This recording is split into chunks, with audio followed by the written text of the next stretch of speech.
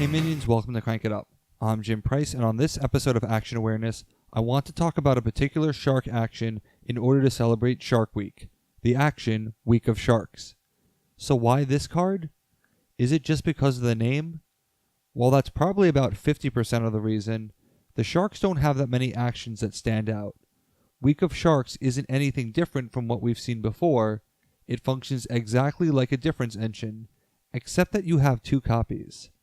And that is what is noticeable about this card. 2 copies. Why?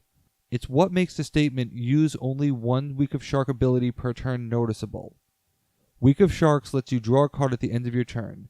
Again, this isn't anything new. We've also seen this with Missing Uplink, the minion version, and a start of turn variant in Hidden Base for the Astro Knights. But I love drawing cards, so I'm not going to complain. Every faction could use an ability like this, even the Ghosts, because it might make some of their cards more powerful, but only a few factions have them. So why were the Sharks fortunate to get not 1, but 2? Usually, a faction has 2 actions that appear twice, and as a general rule, you can get a summary of what the faction does by looking at these 2 cards. But Week of Sharks fails this test in my opinion. On the surface, there isn't anything to suggest that the Sharks need or even benefit from having a lot of cards in hand, other than the usual benefit that all factions get. They have limited extra minion plays and aren't really a burst faction. So why do they have 2 copies of Week of Sharks, a card that specifically doesn't work when both copies are out? I think the first reason is because of Mako. The Sharks have a lot of destruction, either in action form or in the talent of the Great White. A single minion destruction can trigger all of your Makos to be played on a base, up to 8 power, so having them all in your hand is great.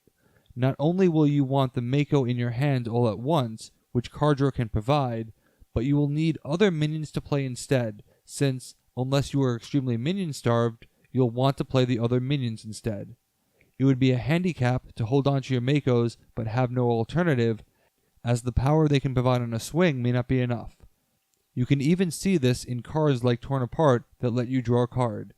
The rulebook specifically mentions that if the card drawn is a Mako, you can play it immediately if the destruction occurred. Drawing for Makos is inherently in the Shark deck's DNA. I also think that Blood in the Water is the type of card you'll want to double up for. The Sharks want to do more with less, because they are more about opportunity than outright power. Having the card draw of Week of Sharks can get you both copies of this card, while also supplying the minions that will be played as a result of the trigger. Given how much damage the Great Whites can do, you could argue that getting them as soon as possible is imperative, since they can slow the game down, allowing you to draw even more cards and establish your Shark engine properly. But again, you can only use 1 Week of Sharks per turn, understandably. This is consistent with other multi-copy cards that draw a card per turn. So was it really necessary to have 2 copies? Would a second copy of Chum have been better, considering it better represents what the faction is trying to do? I actually find that 2 copies of Week of Sharks can work well for a few reasons. First, the Sharks, particularly the Great White, tend to be mobile, and it's not a guarantee that you'll be keeping minions on that same base. If you do, it will probably be a Hammerhead, but then you may not be getting his power counters, since players are unlikely to play minions there to risk destruction. So having the Great White roaming around, having twice the chance of landing on a base with Week of Sharks, is definitely nice. The next reason is that the Sharks lack what I call automatic actions, an action that you would play at any time, automatically, since you have an action to spare. I mentioned that the Tornadoes had the same problem in my Sharknado video Wednesday, where you have an action to use, but nothing you want to play.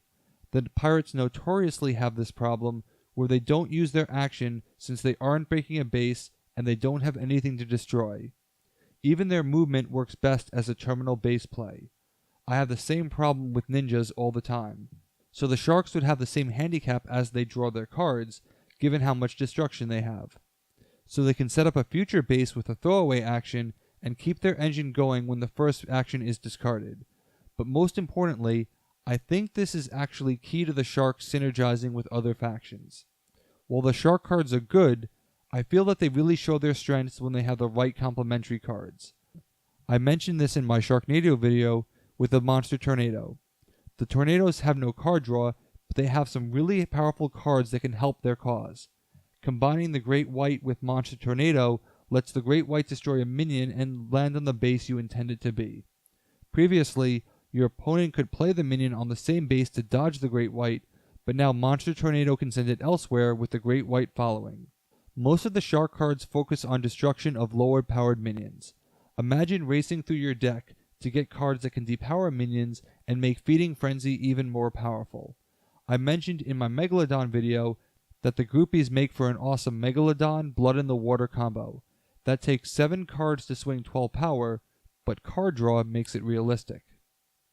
Without taking advantage of the Shark benefits for destruction, the Sharks would be slightly more mobile ninjas who lack a shinobi. They would be slightly better vampires. I think the point of the Sharks is that the destruction is only the beginning, and they care more about the consequence of the destruction rather than the act of itself.